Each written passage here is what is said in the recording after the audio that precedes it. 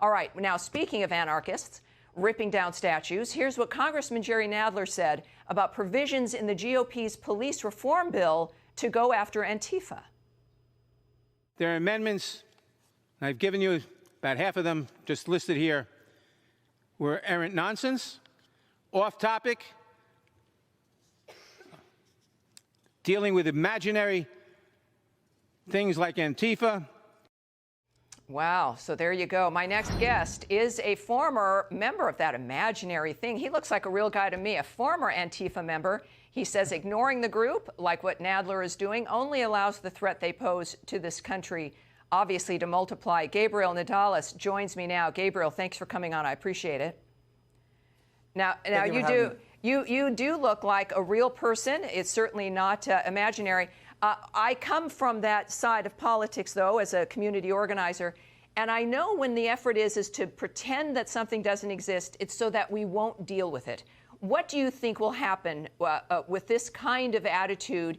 Is this send a message to Antifa that they are supported, or how will they respond to this? Well, let's look at what Representative Nadler is literally saying. He's saying that this is imaginary. Well, that's just false. I mean, the only thing that's imaginary here is Representative Nadler's sense of justice. I mean, the protests that I attended, they weren't imaginary. Also, the windows that I regrettably broke, they weren't imaginary. Yet every single time that we have left-wing politicians like Representative Nadler deny and ignore and even justify Antifa violence, it's only going to continue to grow. See, this is, I think, why we see all of this chaos growing, because there hasn't been any reaction. In and of itself, it's as though none of this is happening, and law enforcement leadership is not condemning it, and it's like a green light.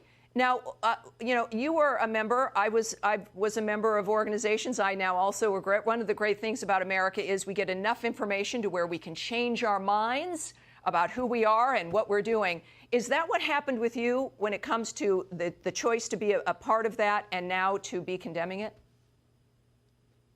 Yeah, I mean, before I even joined what's called Antifa, I was already indoctrinated by a lot of my teachers and as well as Spanish media, and I was preconditioned to believe that America was my enemy. Not because America rejected me, but because I kept being told that I was a victim.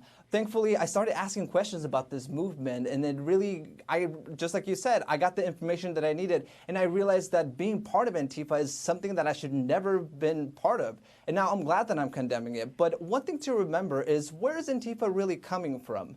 Because Mr. Nadler thinks that it's imaginary. Well, it's coming from oftentimes from college campuses. Sure. I mean, there's a professor out there who wrote a book called Antifa, the Anti-Fascist Handbook. And then there's also so many other professors that promote this type of violence. And Gabriel, we know we're all kind of living on campus now, and we ignored it at that point, and now it's, of course, moving into a mainstream element of the nation. But for leadership in Washington to say that it doesn't even exist shows you, I think, also that they are worried if it is exposed. So I want to thank you, Gabriel, for joining me tonight. Thank you very much for your insight. I appreciate it. Now, coming